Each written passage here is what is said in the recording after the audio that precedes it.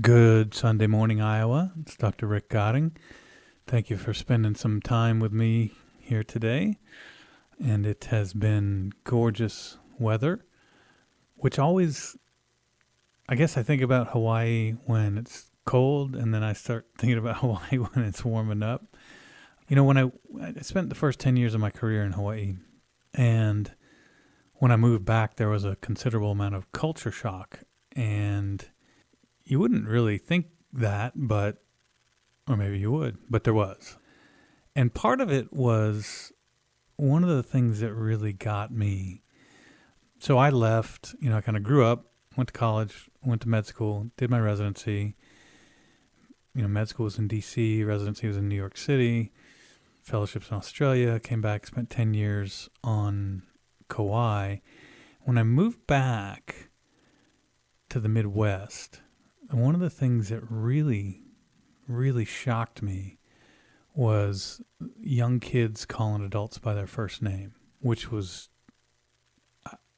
I thought it was, oh, these neighbors are crazy. And then I realized that it's sort of everybody now, or most everybody. And seeing Kauai and Hawaii in general, if someone's older than you, you call them auntie or uncle. And that carries on through into adulthood. Like if you're 40 and you're addressing someone who's 80, you call them auntie or uncle. And so there's this respect. And, I look at a lot of the things, the issues that kids have to deal with today, and I think this is a big issue. My kids always have to call other people either auntie or uncle or Mr. or Mrs. I just can't have a 6-year-old call me Rick. I can't, they haven't done anything in their life that gives them that presence or wherewithal to call an adult by their name. And I think one of the things that I think is so problematic about it is not that I feel like, oh, well, this little kid, although there's some of that, I'll have to say. And I think part of what I imagine is the problem, or what I believe is the problem, is that I think kids don't then realize where their status in society is. I mean, kids are completely dependent, especially, you get these 5, 6, 7-year-olds. It's like fingernails on a chalkboard. I go to work, and professional people with degrees call me doctor, and I come and go over to someone's house, and their 6-year-old wants to call me Rick, and I'm like, but even just regardless of the doctor thing, I mean, kids need to understand that they haven't earned anything yet. And when you're 6, you haven't earned anything. When you're 10, 12, 14, you haven't earned anything. Maybe 16, 17, 18. I carried on. I still, when I see my friends' parents from high school, I call them Mr. and Mrs. still. And, and it's, maybe it's a little leave it to Beaver, but I just can't get over the idea that people think it's reasonable for their children to call other adults by their first name. And like I said, I think that kids get, that's where you get these kids, and they go off to, that's part of it, and the participation trophies, and they go off to college and they want a safe space, right? Safe space. We don't want to hear ideas that make us uncomfortable. I mean, the whole idea of college is to go be presented with other ideas, and they're not all going to make you comfortable. And if you don't critique your own ideas by hearing other people's ideas, with whom you don't have to agree with them. I mean, you can certainly listen to somebody and say, that's cracked, but you have to hear and sort of try to get an idea of, well, why does this person think that? Is there something about what I believe that maybe I could adjust a little bit, whether it's social or political or whatever it is, religious. I mean, the idea of a university used to be you would go, you'd be exposed, and there would be this sort of marketplace of ideas, and everybody would get together and share their ideas, and maybe some people on the left would move a little right, and some people on the right would move a little left, and people who are atheists might might think, well, maybe there is a God, and people who are religious might think, well, that's reasonable. What do I think? What are my real convictions? I mean, that's the whole idea. That's how we progress as a society. And I really think that this particular issue does bear some of the responsibility. It's part of what I consider the lost art of parenting. I know there's a lot, you go to the restaurant and you have a 3-year-old, 4-year-old at the table there, and they're just sitting with a screen in front of them. And so they're not learning how to behave in a social situation. They're just conveniently out of the picture for the parents. And so the parents don't have to have their meal interrupted by the kid, and the kid gets to have what they want, which is constant psychological feedback from watching cartoons or whatever it is, playing games. And it just doesn't let them develop those skills that you need. And so then you have these kids that don't know how to have a conversation, and they'll sit in the same room texting each other while they're sitting next to each other. I don't know. I mean, maybe I'm just ranting. No, definitely I'm just ranting. That it's definitely what I'm doing. But, I look at these issues and I think, a lot of the real big problems we have in our society of not understanding people with different views are part because children are just handled with kid gloves and not subjected to uncomfortable situations and not subjected to failure and all these things that make life what it is. So that's my kids shouldn't call adults by their first name rant. So when I moved to Kauai, it was very interesting. I took the job. So I did my general surgery internship in Honolulu, and I said at the time to myself, well, if I come back, I'm coming back to Kauai. I was an avid surfer. I love the weather. I love the culture. I was like, I'm coming back. If I'm married, I'll move to Kauai because I had visited Kauai, although my internship was on Oahu in Honolulu in the big city. I said, if I'm single, I'll come back to the city. If I'm married, I'll come back to Kauai. Well, I wasn't married, but my wife now had gone to Australia with me, and I knew that I was going to marry her, and she was coming to Kauai with me. So I knew I wanted to go to Kauai rather than Oahu. So I was actually in Australia, and this job popped up in Kauai. And so I got on the phone and talked to them and told them that I had done my internship there and I love to surf. And they said, that's good because we have a hard time keeping doctors here. If we want you to come, we want you to. A lot of doctors go out there and they've been there on vacation, but they've never lived there. So they go and they say, it's not like vacation, and they leave. But they, heard that I surfed and that I really liked the culture, and they were really excited. So I took the job, never having been to the hospital, and I just took it. And so my wife, when I finished my fellowships, my wife went back to New York to kind of get our stuff out of New York and start working on getting that sent back over to Hawaii. But I had to go. They really wanted me to start, so I went and I showed up, and I rented a car, and they said, you just drive all the way to the end of the highway, the very last town. Well, the next to last town, but the town after that was even smaller. So, but almost all the way to the end of the highway on the west side of the island. And they had arranged for me to stay at this little apartment out back of the hospital. And so I got off the plane and I called, and the woman who was working there said, yeah, just come. And she said, but you might want to, it's going to be after 8 when you get here, so nothing will be open. So you might want to get something in Lahui, or if you want food or anything. There's a restaurant, but that's about it. So I went and I checked in, and I went across the street to this little restaurant, and it was a little brew pub with Hawaiian-style bar food. It was really good. And I walked in there and sat down at the bar and ordered dinner, and they had a Hawaiian band in there. And these guys, they call themselves the Kama'ainas, and Kama'aina means from the land. So that basically means, essentially native Hawaiian, or at least, from Hawaii. And they had this 85-year-old guy at the time when I got there. He was 85, Uncle Ambrose Smith. And he would play the ukulele and sing. And then the rest of them, they had a stand-up bass player, a steel guitar player, and then a Hawaiian guitar player. And they would play these old, beautiful Hawaiian melodies from like the 30s, the falsetto with the steel guitar, like the kind of stuff you would have heard in the old movies. And they wore their little straw hats and everything, and it was just really amazing. And the culture just kind of just emitted out into the air with that music. And at one point, back then I was playing a lot of music, and I had ended up being in a band out there in Hawaii and doing stuff like that.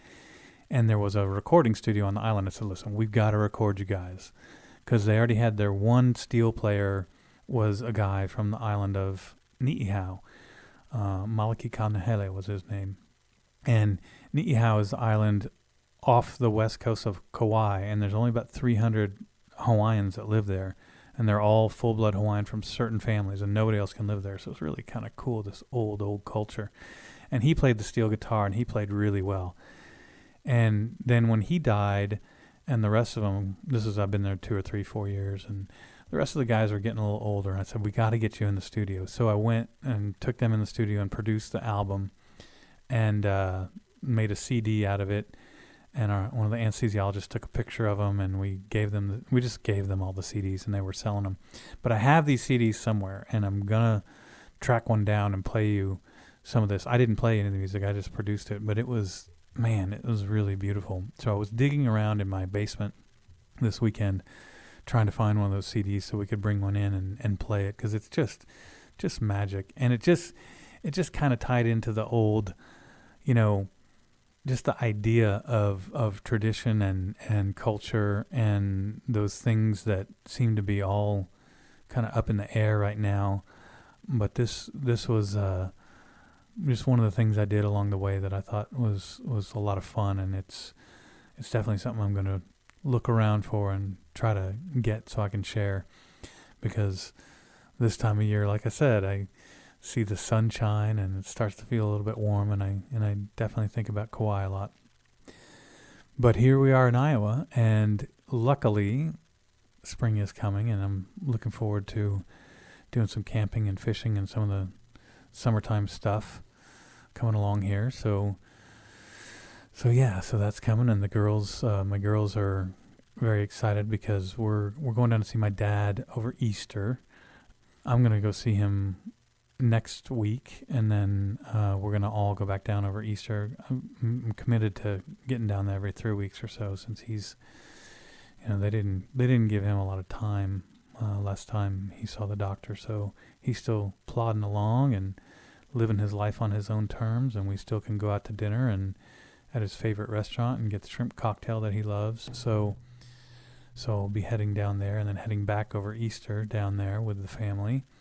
And Florida's very nice this time of year. It gets a little bit rough in August and September, well, July and August, but it's really a beautiful time to head down to Florida.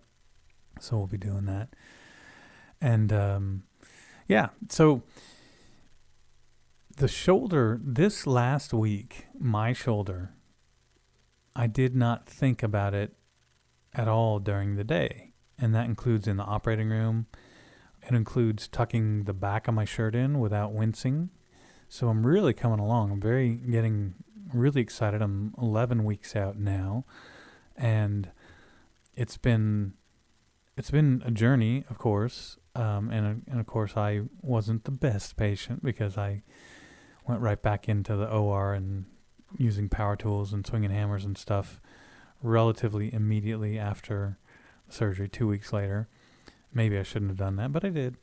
But it just shows what this Regenin-10 patch can do for a partial thickness rotator cuff tear. So it's, just an arthroscopic surgery, 48 hours in a sling, and back at it. And so that just keeps getting better for me every week. And I've got some patients that are turning the corner on their 6th month that I'm looking to see pretty soon here.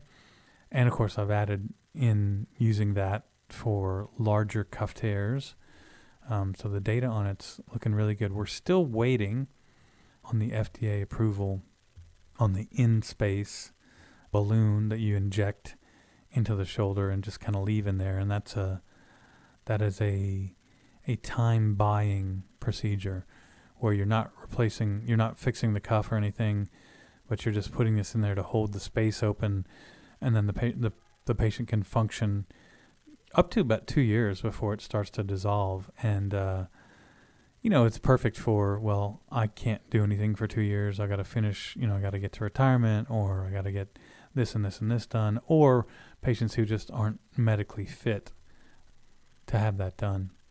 And so that's exciting. That's coming along. And again, we continue to refine the robotic joint replacement techniques, and I'm really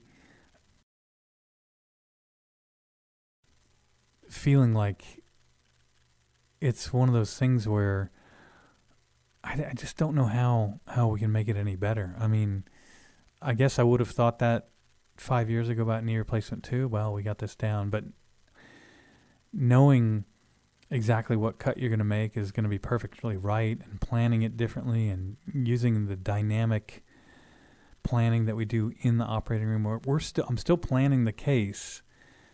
Once we've hooked up the computer to the robot, we hook up the reflectors to the leg, we move it around on the knee in particular.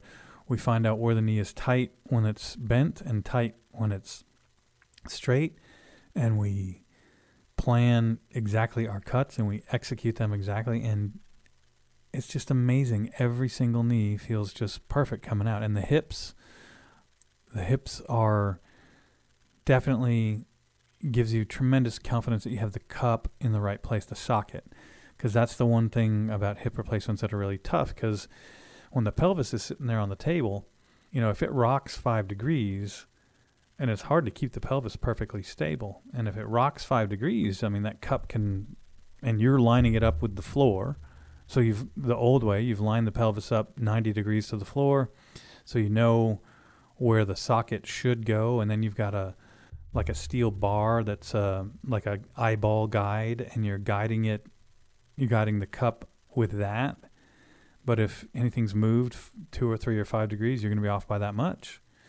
With the robot, because the reflectors that tell you exactly where everything is in space are fixed to the bone, it doesn't matter if the pelvis moves a little bit, it doesn't matter. It will adjust for that because it knows right where it is at that particular time. And then the robotic arm is only going to allow you to ream, which is what you do. So you ream the bone out, and then you put the cup in, and then you may or may not put some screws. You might just use what we call press fit completely, or you might put some screws in. But either way, the positioning of that cup is the hardest thing to get right with a hip replacement. And with the robot, it's essentially as exact as you can possibly make it, because again, it doesn't matter what the orientation of the pelvis is when you're putting the cup in, because the robotic arm is putting the cup in relationship to exactly where the pelvis is in space. So if it rocks back and forth,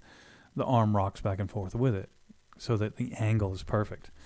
So it's just fun. It's like my dad, he's loving that I'm doing this, because we talk about, he actually told me that he's got a couple of neckties that he's going to give me that are from the Amana colonies that he bought in 1956, I believe, that he bought in the Des Moines airport when he used to fly DC-3s from Chicago down to Des Moines. DC-3s, if you don't know, were prop planes. So when my dad started flying, they were prop planes. They didn't even have jets yet at United Airlines when he started. So he used to fly these DC-3s down to Des Moines from Chicago. That was the trip. And he said in the airport, the Amish from Amana colonies would be selling, all kinds of different stuff. And he's got these wool ties for me. So I'm very excited to get those and wear them to work. I don't know what they look like, but I think that they'll look fine with a solid jacket. And I don't always wear a tie. I always wear a jacket.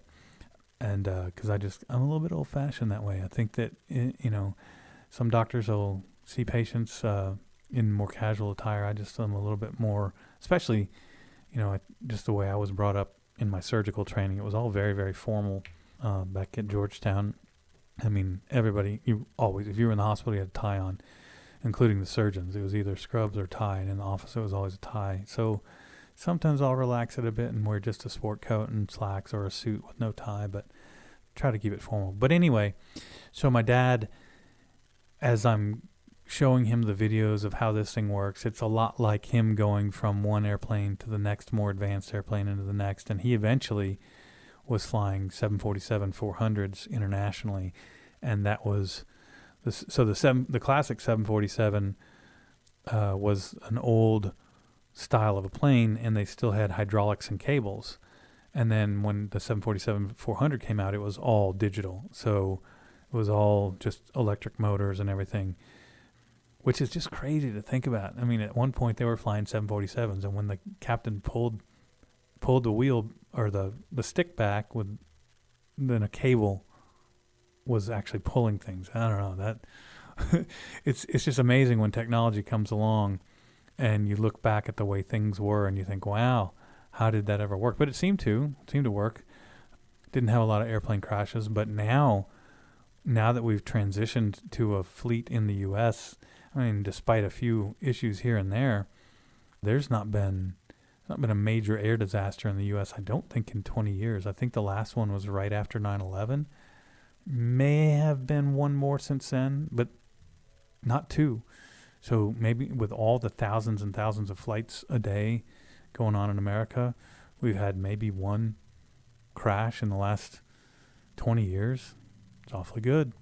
And so that's what technology does, and that's kind of, how I feel about the robot. I mean, it's just totally decreasing the number of times when you walk out of the operating room, you're like, yeah, I could have got that a little better. I just don't get that anymore, and that's pretty exciting.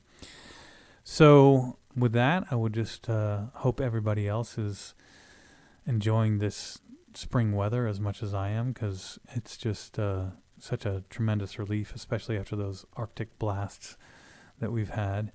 And of course, now the dogs aren't completely homebound all day, and that is making my wife enjoy her life a lot better when she's at home with the dogs. She can put them outside a little bit more now. And of course, at this point, the snow's still tracking in, and we got to wash their paws. But pretty soon, it's going to be dry land outside, and we'll be able to just let them out and run off some of that energy. Plus, they're growing older a little bit, so they're over a year now, so at least they're slowing down a little bit. But anyway, hope everybody is having a wonderful week and enjoying the weather. And I will be back next week to chat a little more, and you have a blessed week, Iowa.